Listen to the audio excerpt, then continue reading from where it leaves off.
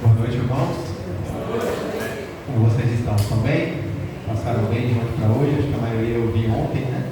Mas como a Ivana já falou aqui, Deus com certeza se alegra porque você está aqui nesta noite e juntos nós iremos abrir a palavra de Deus, nós iremos refletir a palavra de Deus e que Deus seja louvado por esse momento. Eu não sei como foi a sua semana, mas eu confesso que a minha semana foi um pouco turbulenta, tá? Nós estamos começando o ano, voltando à nossa rotina, voltando ao trabalho, aos estudos, aos nossos compromissos. E nessa semana, a gente estava com obra lá em casa, um pintor lá pintando a casa, e sempre que tem obra em casa é uma correria. Parece que as coisas acontecem tão errado, a mulher está sempre estressada, tem que limpar a casa todo dia. E para ajudar, nós também descobrimos um problema no carro, um problema tanto grave, que a gente vai ter que deixar o carro no mecânico uma semana, e provavelmente vai ficar um pouco cara a brincadeira, né? E para ajudar, para piorar um pouquinho mais, eu descobri um problema no banco, numa conta que eu nunca usei, e por um erro no banco aconteceu um problema lá, e agora a gente tem que resolver, e esse assunto já foi até para a regional do banco, para a gente tentar solucionar. Mas entre problemas, felicidades, nós estamos aqui. E eu escolhi falar de um tema nesta noite, um tema que é extremamente relevante para todos nós cristãos, que é a oração. Como eu sei que o povo que vem na igreja de domingo é aquele povo fiel, aquele povo firme, eu trouxe uma mensagem que primeiramente tocou o meu coração e me fez refletir, e eu espero que faça a igreja refletir também, sobre como anda a nossa vida de oração. Como nós vimos na lição dessa semana, dessa última semana que passou, a oração ela é algo extremamente importante na vida do cristão. E é por isso que nós precisamos refletir um pouco sobre como nós temos orado, quais são as recomendações que Deus nos dá de como nós devemos orar, pelo que nós devemos orar. E é sobre isso que nós iremos falar nesta noite. Mas antes de começar, para introduzir a mensagem, eu gostaria de perguntar para vocês aqui: quem é da época do namoro por carta aqui? Quem já namorou por carta? Algumas pessoas já namoraram por carta. Você já namorou por carta? Não foi comigo? Revelação aqui. Bom, né, eu quando eu comecei, né, com namorinhos e tal, na minha época era o ICQ, não sei quantos conhecem. Depois passou para o MSN, e você conseguiu o MSN de uma menina era algo extraordinário. Eles estavam esperando só de conseguir o MSN. Aí depois passou para o SMS, depois foi o Messenger, depois chegou no WhatsApp e eu parei por aí. Não sei qual é a ferramenta que as pessoas usam hoje. Mas para aqueles que namoravam por carta, eu imagino que vocês tinham que escrever a carta para a pessoa que vocês amavam, enviar a carta e ficar ali aguardando que a pessoa recebesse a carta, que a pessoa escrevesse de volta, enviasse de volta para vocês até que vocês recebessem. Eu imagino que existia um tempo de espera para que vocês conseguissem trocar uma carta um com o outro. E como você ficava nesse tempo? O tempo que você precisava ficar esperando por uma resposta. E se a resposta demorasse mais que o comum? E se ao invés de uma semana, que era o normal, essa resposta demorasse 2 semanas, 3 semanas, 1 mês, ou se ela nem chegasse até você? Será que você ficaria impaciente, ficaria preocupado, se questionando o porquê você não foi respondido? Será que essa correspondência se perdeu no meio do caminho? Será que o carteiro errou a casa? Ou será que a pessoa simplesmente não quer responder? Essa mensagem que eu trouxe essa manhã, eu encontrei ela no YouTube. Eu estava pesquisando alguns sermões ali do pastor Mark Feeling, não sei quantos conhecem, e eu encontrei uma série de pregações que ele fez falando sobre oração. E foi muito interessante para mim, porque de fato eu precisava refletir um pouco sobre o que significa a oração na vida do cristão e a maneira como nós devemos orar.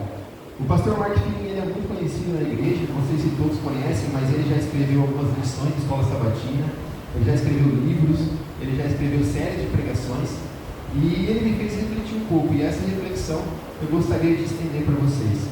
O primeiro texto que eu gostaria de ler está lá em Salmos, no capítulo 34, no verso 17.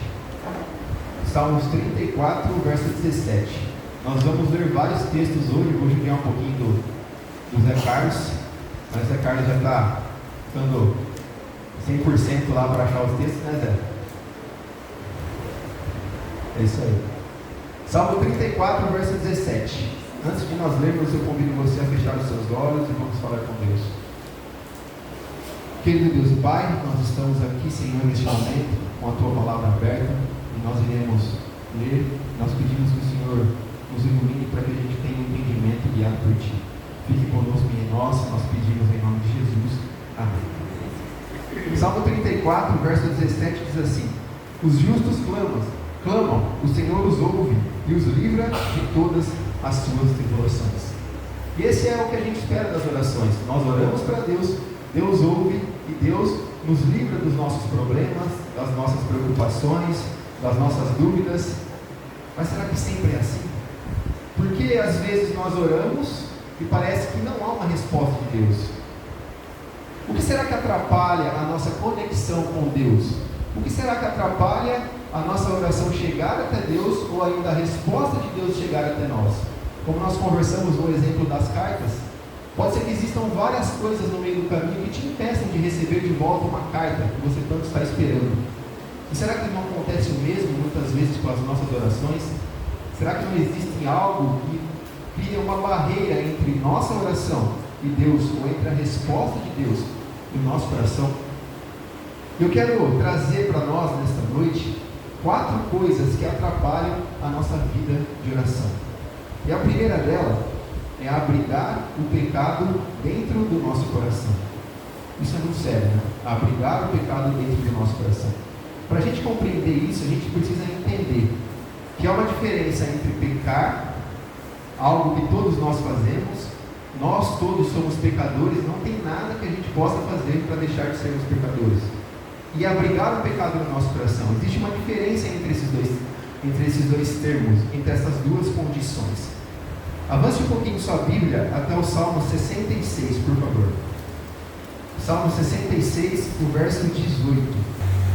Salmo 66, verso 18 diz assim: se eu acalentasse o pecado no coração, o Senhor não me ouviria. Em algumas outras versões diz que se eu colocasse no meu coração a iniquidade, Deus não me ouviria. E aqui nós precisamos distinguir então a diferença entre pecado e iniquidade. Essas duas palavras podem parecer sinônimos, podem parecer que possuem o mesmo significado, mas elas carregam pesos completamente diferentes. Enquanto o pecador é alguém que errou, mas se arrependeu, aceitou o perdão de Deus e decidiu não mais cometer aquele erro, o iníquo é aquele que se orgulha do caminho do pecado que ele vive. O iníquo é aquele que anda nos caminhos errados, sabe que está andando nos caminhos errados e se orgulha por andar nos caminhos errados. Ele não se preocupa com o arrependimento, ele não se preocupa com a transformação. Então nós podemos concluir que a iniquidade ela pode ser entendida como uma rebelião contra Deus. E como o texto nos diz, se nós estivermos nessa condição, Deus não ouvirá as nossas orações. Então nós precisamos, nesse primeiro obstáculo que nós podemos falar sobre o que atrapalha a nossa vida de oração, que é abrigar o pecado no nosso coração, nós precisamos refletir naquela frase que a gente sempre ouve na igreja. Deus sempre responde as suas orações com sim, com não ou com espere um pouco. Mas será que a minha oração chega até Deus? Será que eu não estou numa condição de rebelião contra Deus e isso impede sequer que Deus me ouça? Quando nós avançamos até Provérbios 28, verso 9,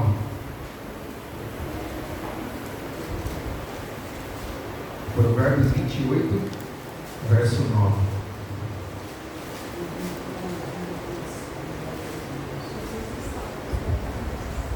Provérbios 28, verso 9.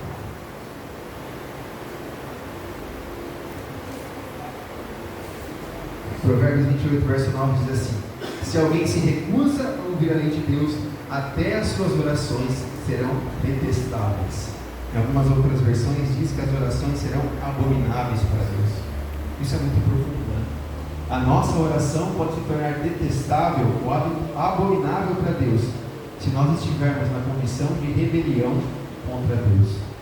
A única oração que Deus pode ouvir de uma pessoa que viveu em iniquidade é a oração daquela pessoa que estava andando no caminho errado, mas se arrependeu e agora aceitou o perdão que Deus lhe concedeu e clamou por uma transformação e se esforça para não mais cair naquele erro. Deus ouve essa oração, mas a oração daqueles que andam com a iniquidade no coração, Deus pode não ouvir.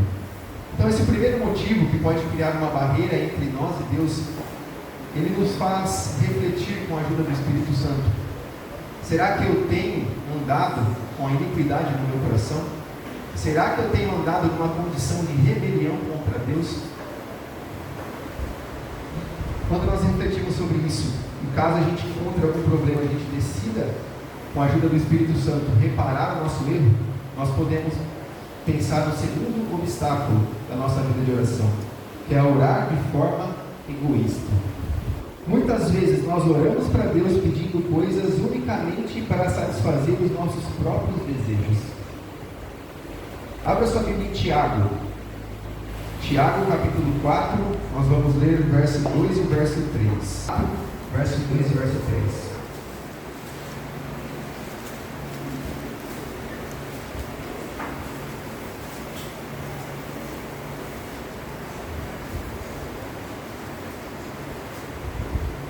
Tiago 4, verso 2 e verso 3 diz assim: vocês cobiçam coisas e não as têm, matam e invejam, mas não conseguem obter o que desejam. Vocês vivem a lutar e a fazer guerras, não têm porque não pedem, e quando pedem não recebem, pois pedem por motivos errados, para gastar em seus próprios prazeres. Se o motivo da minha oração é unicamente pedir coisas para os meus próprios prazeres, pode ser que Deus não ouça a nossa oração. Estava ajoelhada na beira de sua cama, orando para Deus, e o seu pai passou então na porta do quarto e, ouvindo a sua filha orar, ele decide parar ali para ouvir a oração dela. E a menininha está orando ajoelhada, pedindo: Deus, por favor, me dê um elefante cor-de-rosa. Eu quero muito um elefante cor-de-rosa. Não tenha nada mais nesse mundo que eu queira a não ser esse elefante cor-de-rosa. E o pai, então, esperando ela terminar a oração, ele entrou no quarto para conversar com a sua filha e ele disse: filha, eu ouvi a sua oração para Deus. Eu ouvi que você quer um elefante cor-de-rosa, mas os elefantes são animais muito grandes. Onde nós iremos colocar esse elefante? E a menina respondeu para ele: o senhor pode construir uma casa no nosso jardim para guardar esse elefante. E aí o pai fez uma segunda pergunta: os elefantes comem muito, como nós iremos alimentá-lo? E a menininha de novo responde: o senhor pode trabalhar mais para comprar mais comida para a gente conseguir alimentar o elefante. E ele fez mais uma pergunta: filha, o elefante faz muita sujeira e muita bagunça. Quem vai ficar responsável por limpar tudo isso? E a menininha de novo responde: depois que o senhor chegar do serviço, o senhor pode ir lá e limpar toda a bagunça que o elefante fizer. Uma oração de uma simples criança que mostra que ela queria muito aquilo, mas ela não estava pensando nas consequências do pedido que ela estava fazendo para Deus. E muitas vezes nós que somos adultos, talvez estamos pedindo coisas semelhantes para Deus também. Nós oramos por um emprego ou por uma promoção no trabalho que nos dê um maior salário, uma melhor condição de vida, mas no momento de fazer um pacto com Deus, uma fidelidade com Deus, com esses recursos, aí nós vacilamos. Nós pedimos por bens materiais, carros, motos ou quaisquer coisas que sejam, mas no momento de usar essas coisas que Deus nos dá para de alguma forma cumprir e ajudar na missão de Deus, nós vacilamos de novo. Quando nós estamos orando para Deus, nós precisamos buscar alinhar os nossos desejos com os desejos de Deus, e esse é um grande desafio para o cristão. Esse é um grande desafio para nós, que só pode ser vencido por uma vida de comunhão com Ele, para que a gente consiga de fato colocar o nosso eu em segundo plano e colocar o eu de Deus em primeiro lugar na nossa vida. Quando nós vamos aos evangelhos, lá no Evangelho de João, capítulo 8, verso 29, nós vemos Jesus ali falando a forma como Jesus vivia. João 8, 29 diz assim: aquele que me enviou está comigo, ele não me deixou sozinho, pois sempre faço o que lhe agrada. Jesus estava dizendo aos discípulos: o Pai que me enviou está comigo, e eu sempre faço a vontade do Pai. Jesus servia a Deus, Jesus vivia uma conexão, uma comunhão com o Deus Pai, da mesma maneira como nós temos que viver também. Por favor, volte lá no livro de Salmos, agora no Salmo 37. Salmo 37, verso 4 e verso 5.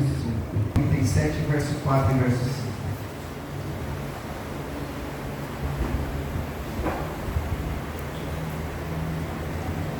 Diz assim: deleite-se no Senhor, e Ele atenderá aos desejos do seu coração. Entregue seu caminho ao Senhor, confie nele, e Ele agirá. Esse é um maravilhoso conselho do salmista para nós. Nós nos entregarmos a nossa vida a Deus. Então, quando nós oramos, nós devemos entender o querer de Deus e deixar o nosso querer de lado. Nós não devemos forçar o nosso querer sobre o querer de Deus. Nós devemos dizer: Deus, por favor, faça a tua vontade na minha vida. E muitas vezes a vontade de Deus é diferente da nossa. Ou quase sempre a vontade de Deus é diferente da nossa.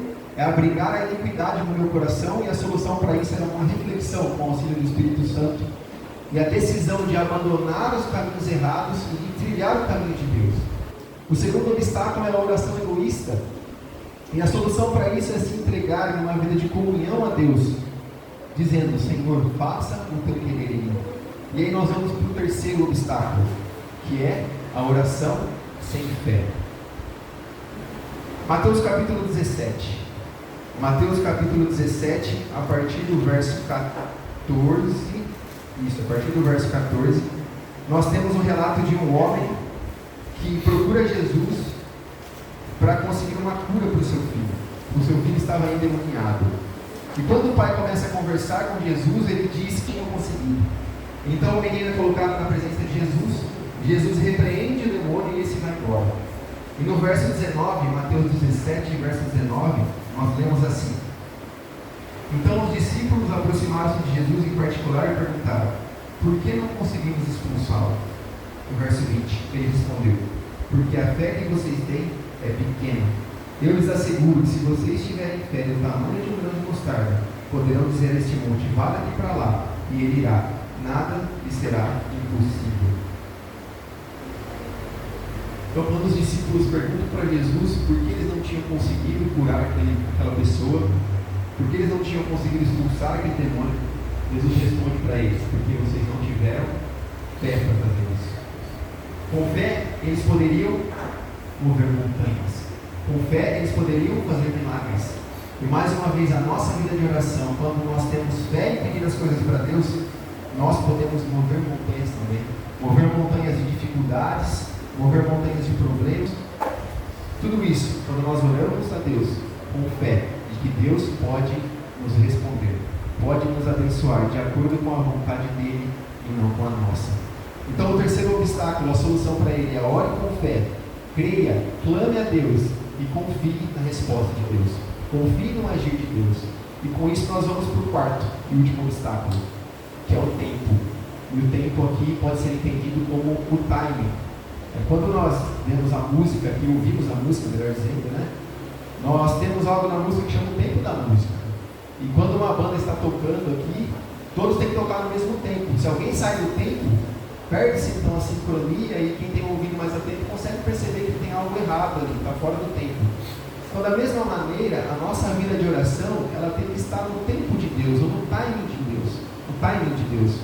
Nossa vida precisa estar sincronizada com o Maestro que comanda tudo, que comanda todos, que comanda a nossa vida. E eu confesso que esse é um dos pontos mais difíceis para mim. No ano passado nós passamos por uma situação onde nós oramos, clamamos, e parece que Deus não respondia. E nós não entendíamos o porquê a resposta não vinha. E o silêncio de Deus, assim como o silêncio que eu comentei no começo sobre a questão das cartas, muitas vezes me machuca. Mas quando nós entendemos que nós precisamos sincronizar a nossa vida com o timing de Deus, nós devemos continuar perseverando em oração, crendo que Ele vai nos responder no momento correto, e não no momento em que a gente quer que Ele responda. Quando nós vamos lá para o livro de Daniel, no capítulo 10 do livro de Daniel, nós podemos entender um pouco melhor o que é viver uma vida de oração sincronizada com a resposta de Deus. Daniel capítulo 10, no verso 1 e no verso 2, nós lemos. Daniel 10, verso 1 e verso 2, nós lemos assim: no terceiro ano de Ciro, rei da Pérsia, Daniel, chamado Beltesazar, recebeu uma revelação. A mensagem era verdadeira e falava de uma grande guerra. Na visão que ele teve, ele entendeu a mensagem. Naquela ocasião, eu, Daniel, passei 3 semanas chorando. E no verso 3 fala então que ele não comia nada, indicando aqui que ele praticava um jejum. E o que está acontecendo aqui? O Império Babilônico havia caído e a profecia dizia que depois dos 70 anos o povo seria liberto e voltaria para Jerusalém. Esse período já havia terminado, o Império Babilônico já havia caído, um novo império estava reinando sobre os hebreus ali, e Daniel estava tentando entender por que eles ainda não tinham voltado conforme a profecia indicava para eles. E o verso 1 diz que aquele sonho indicava que existiriam guerras. Então Daniel entende que o povo só voltaria mediante guerra, mediante sofrimento. E no verso 3, então, no verso 2, perdão, diz que ele passou 3 semanas chorando. E esse choro aqui pode ser entendido como uma oração, porque Daniel pratica o jejum, e Daniel então começa a buscar entendimento sobre aquilo, o que significava aquilo. E no verso 12, nós temos uma resposta.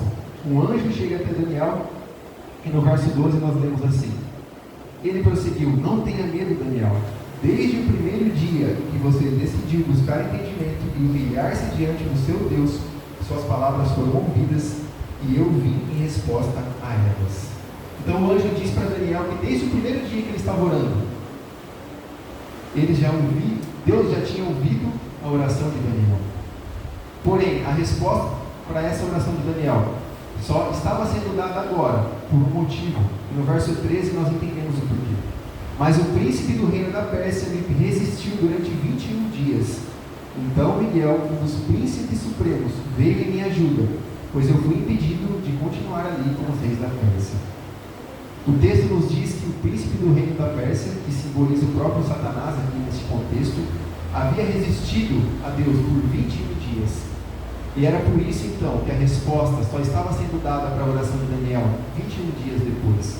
Mas desde o começo, a oração de Daniel estava sendo ouvida, mas ela tinha um tempo certo para ser respondida.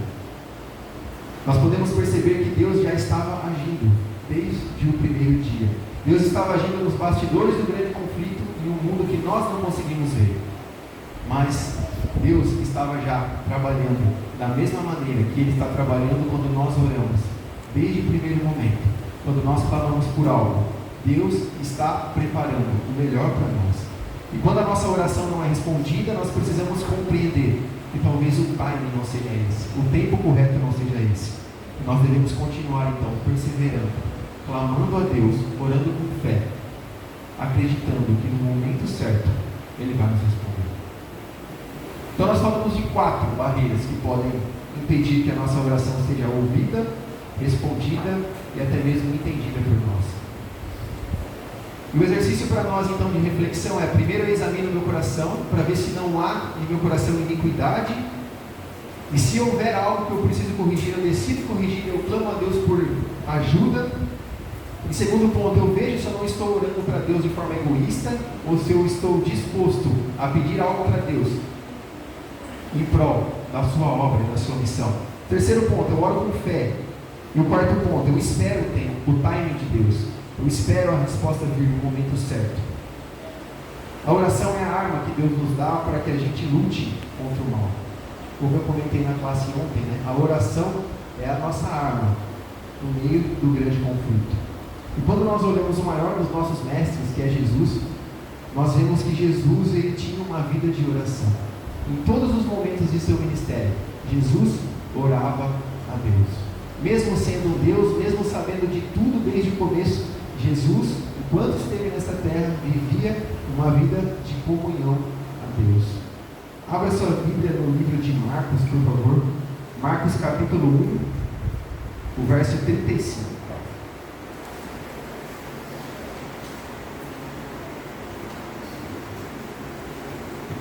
Marcos 1,35 diz assim: de madrugada, quando ainda estava escuro, Jesus levantou-se, saiu de casa e foi para um lugar deserto, onde ficou orando. Nesse único verso sobre Jesus, nós podemos aprender ricas lições sobre como deve ser a nossa vida de oração. Nós falamos um pouco dos obstáculos, mas agora nós precisamos falar também quais são os ensinamentos de Deus para a nossa vida de oração. E o primeiro ponto desse verso que eu gostaria de destacar é que Jesus tinha uma hora certa para orar. O texto diz para nós que de madrugada, quando ainda estava escuro, Jesus saiu de onde ele estava e foi orar. Hoje em nossa vida, em nossa rotina totalmente atarefada, nós temos horários pré-determinados para tudo, né? Nós temos o nosso horário de trabalho, nós temos o nosso horário de nos alimentarmos, o nosso horário de estudo, o nosso horário de vir à igreja. Será que nós temos aquele momento onde nós falamos assim, não, esse momento é o momento onde eu irei orar a Deus? Vale ressaltar que nós devemos orar a Deus em todos os momentos, né? Nós devemos orar a Deus nas refeições, quando a gente acorda, quando a gente vai dormir, nas situações que nos acometem durante o dia. Mas, de acordo com os ensinamentos de Jesus e com a vida de Jesus, nós deveríamos separar um momento da nossa rotina dedicado para a oração. Um momento onde nós devemos orar a Deus, assim como Jesus fazia. O texto diz mais para nós um pouco. Diz também que Jesus, além de ter um horário para orar, Jesus tinha um lugar para orar. O texto nos fala que Jesus saiu de onde ele estava e foi até um lugar deserto, onde então ele podia encontrar tranquilidade, paz, para que ele orasse também. Novamente, como eu comentei, nós devemos orar em todos os lugares, em todas as circunstâncias, mas talvez nós precisássemos encontrar um lugar exclusivo para orar a Deus. Então Jesus tinha uma hora certa para orar, e Jesus tinha um lugar para orar. E a nossa necessidade talvez para melhorar a nossa vida de oração é que a gente também tenha um lugar, e que a gente também tenha um horário para orar. Isso vira uma rotina na nossa vida, um hábito que a gente não deixe passar por nada. E o terceiro ponto que nós podemos encontrar na vida de Jesus é que Jesus orava em voz alta. Quando nós vamos até Lucas, no capítulo 11, no verso 1, é o verso que foi inclusive o verso para memorizar a lição da semana passada, Lucas 11, 1. Nós lemos assim: certo dia, Jesus estava orando em determinado lugar. Tendo terminado, um de seus discípulos lhe disse: Senhor, ensina-nos a orar, como João ensinou os discípulos dele. E o texto nos diz que quando Jesus terminou de orar, os discípulos sabiam que ele tinha terminado, possivelmente porque Jesus estava orando em voz alta, para as pessoas que estavam por perto poderem ouvir. Quando nós voltamos lá para Mateus 26, no verso 39. Mateus 26, 39, nós lemos assim: indo um pouco mais adiante, prostrou-se com o rosto em terra e orou: meu Pai, se for possível, afasta de mim este cálice. Contudo, não seja como eu quero, mas sim como tu queres. No verso 42, retirou-se outra vez para orar: meu Pai, se não for possível afastar de mim esse cálice sem que eu beba, faça-se a tua vontade. E no verso 44, novamente: então os deixou novamente e orou pela terceira vez, dizendo as mesmas palavras. As pessoas ouviam as orações de Jesus. Quando nós avançamos um pouco, vamos lá para Hebreus capítulo 5. Hebreus capítulo 5, no verso 7. O seguinte: durante os seus dias de vida na terra, Jesus ofereceu orações e súplicas em alta voz e com lágrimas àquele que o podia salvar da morte, sendo ouvido por causa de sua reverente submissão. Então o texto fala que Jesus ofereceu orações e súplicas em alta voz. As pessoas ouviam Jesus orando. Eu confesso que eu já tive um pensamento, e pelo jeito não sou só eu, porque na mensagem do pastor Mark Felipe fala a mesma coisa, que muitas pessoas evitam orar em voz alta, temendo que ao orar em voz alta, elas revelem então os seus planos para Satanás, porque Satanás não consegue ler a nossa mente. Mas a partir do momento que a gente fala os nossos planos, os nossos desejos, pode ser que então ele ouça a nossa oração e trabalhe para atrapalhar, para frustrar, para fazer com que as coisas deem errado. Satanás não pode nos ouvir. Uma frase muito interessante é: aprenda a orar em voz alta, onde somente Deus pode ouvir você. E quando nós oramos de forma sincera, de forma genuína, excluindo as barreiras que nós conversamos no começo dessa mensagem aqui, os anjos de Deus criam um escudo em nós, de forma que o diabo, naquele momento, ele não está presente em nosso meio. Ele não consegue ouvir a oração de um justo clamando a Deus. Só Deus pode ouvir. Quando nós oramos em voz alta, nós precisamos pensar nas palavras que nós vamos dizer. Nós conseguimos nos ouvir, nós conseguimos refletir naquilo que nós estamos pedindo. E a nossa oração deixa de ser somente uma oração que vem do coração e passa a ser uma oração também racional. E quando nós oramos em voz alta, nós conseguimos então orar. E o quarto ponto que nós podemos aprender com a vida de oração de Jesus, e talvez este seja o principal para nós: a Bíblia deve ser o principal assunto para nós orarmos. Como nós vimos ontem na lição, nós podemos encontrar na Bíblia diversos motivos e exemplos de orações de alegria, orações de lamento, orações de angústias. E quando nós oramos a Deus, nós precisamos encontrar, ou melhor, usar a Bíblia como principal assunto para orar. Quando nós vamos até o livro de Salmos, no Salmo de número 1, no Salmo de número 1, verso 1 e 2,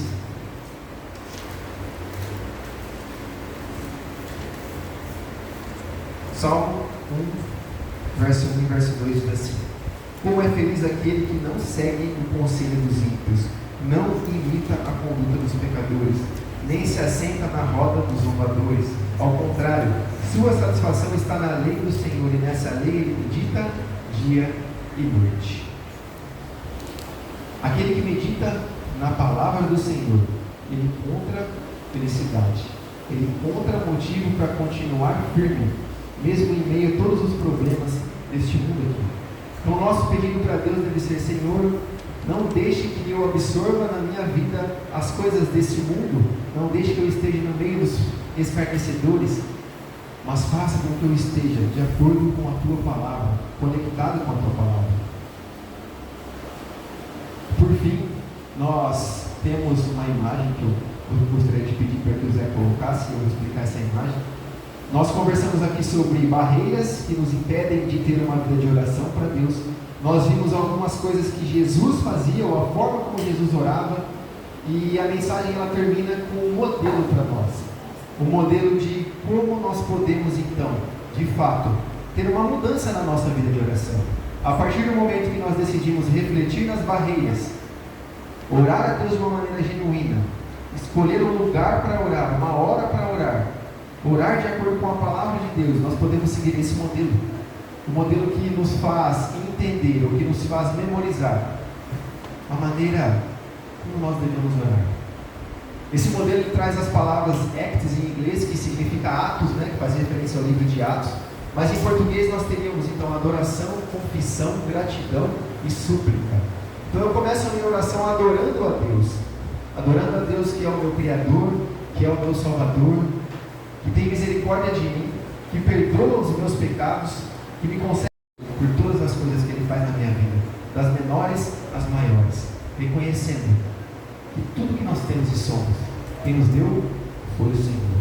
E por último eu peço a Deus, eu suplico a Deus por algo que eu desejo, mas esse algo que eu desejo tem que estar de acordo com a vontade dEle.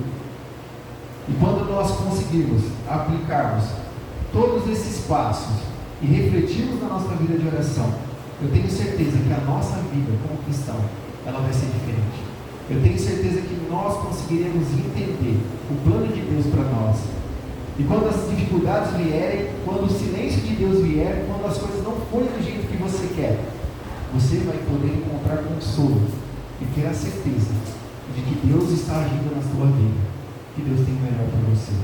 Então, o desejo para você nessa noite, assim como foi para mim enquanto eu estava estudando e preparando essa mensagem, é que você saia daqui com um desejo de refletir sobre a tua vida de oração, reconhecendo o que precisa ser mudado, reconhecendo aquilo que você já faz de uma maneira genuína, mas que você saia daqui clamando a Deus para que Ele te ajude a ter uma vida de conexão com Ele através da oração.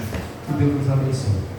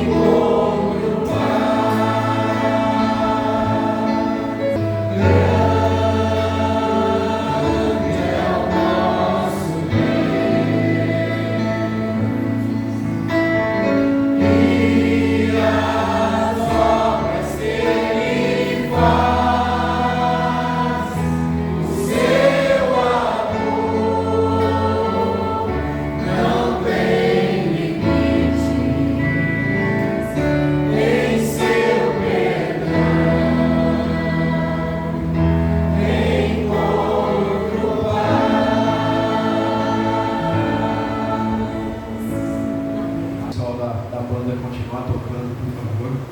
E agora convido cada um de nós a fazermos uma oração a Deus. Adore a Deus na sua oração. Confesse a Deus os teus erros, as tuas faltas, os teus pecados. Agradeça a Deus pelas coisas que Ele já te deu. E peça a Deus aquilo que está faltando. Nós iremos cada um fazer a nossa oração e depois eu irei orar com vocês.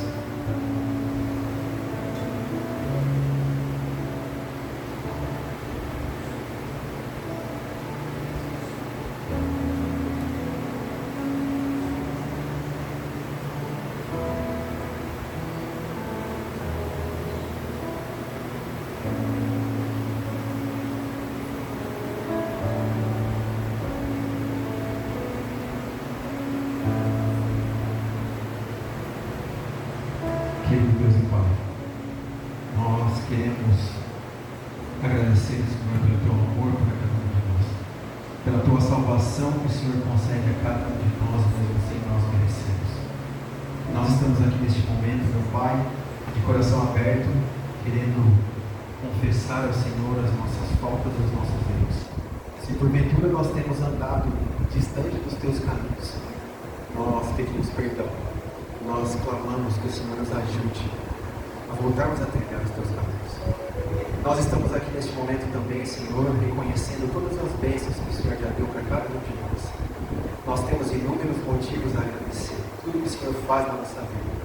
E nós também estamos aqui trazendo até o Senhor os nossos pedidos. Cada um de nós aqui necessita de algo que o Senhor sabe, que o Senhor conhece. E nós pedimos que o Senhor nos dê a Tua resposta, que seja o Teu querer sobre o nosso. Que o Senhor nos dê uma vida de comunhão contigo, para que a gente entenda a Tua vontade, para que a gente compreenda que o Teu querer é melhor do que o nosso. Nós estamos começando uma nova semana e nós pedimos as Tuas bênçãos e a Tua proteção para nós, para a nossa família e para toda a nossa igreja. Continua nos guiando, Pai, nos pedimos em nome de Jesus. Amém.